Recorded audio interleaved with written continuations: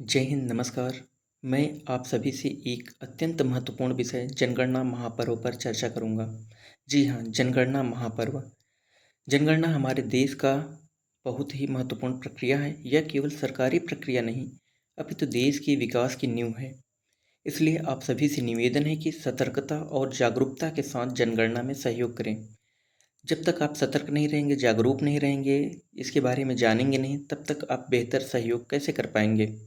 ध्यान रहे कि जैसे ही जनगणना की प्रक्रिया आरंभ हो रही है, वैसे ही साइबर ठग भी अपने आप को बहुत ही सक्रिय कर लिया है। साइबर ठग भी एक्टिव हो गया है।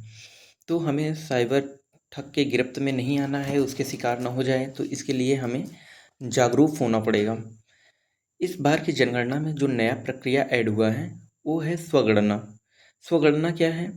स्वगणना लाने का उद्देश्य था कि चीज़ें डिजिटल हो सके, लोग अपनी जनगणना स्वयं कर सकें। इससे क्या होगी, एक पारदर्शिता भी आएगी, समय की बचत भी होगी। तो उसके लिए इस बार के जनगणना में एक नया विकल्प आया है, स्वगणना।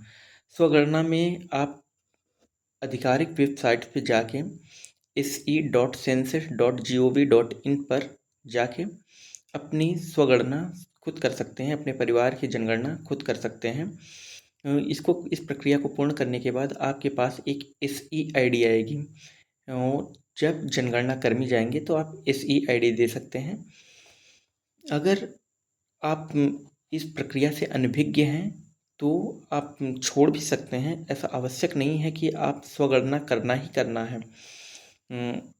इस बीच क्या हुआ कि कुछ साइबर ठगों ने फेक लिंक, फेक वेबसाइट बना के लोगों से ठगने का प्रयास किया है।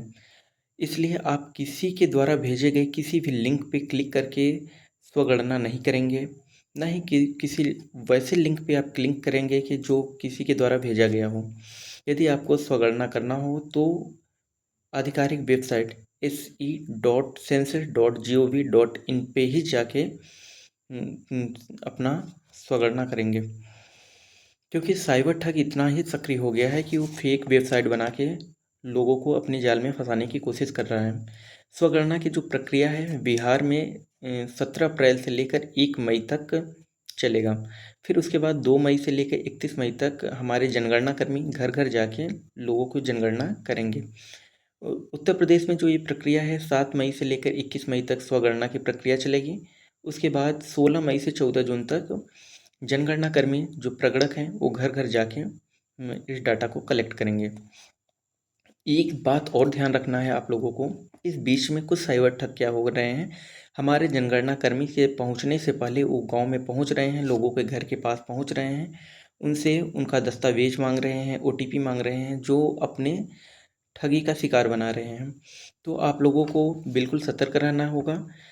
जो हमारे जनगणना कर्मी आपके द्वार पे आएंगे तो उनकी पहचान कैसे करना है। जो हमारे जनगणना कर्मी होंगे उनके पास उनका एक वैधानिक पहचान पत्र होगा।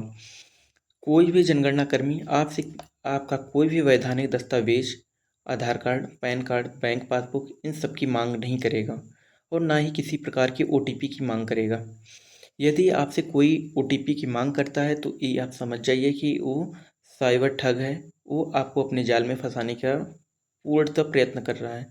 तो आपको किसी ऐसे साइबर ठग के जाल में नहीं आना है, ना ही कोई OTP शेयर करना है किसी के साथ, ना ही कोई अपना वैधानिक दस्तावेज जैसे बैंक पासबुक, आधार कार्ड, पैन कार्ड देना है। यदि ऐसा कोई मांग करता है तो वो जनगणना कर्मी ना होकर साइबर ठग है। तो आप सब लोग सतर्क रहें, जागरूक रहें। अंत में आप सबसे निवेदन करना चाहूँगा कि सावधान रहें, सतर्क रहें और जनगणना के इस महापर्व को सफल बनाएं, क्योंकि सही जानकारी, सही जागरूकता ही किसी भी कार्य योजना को सफल बनाता है।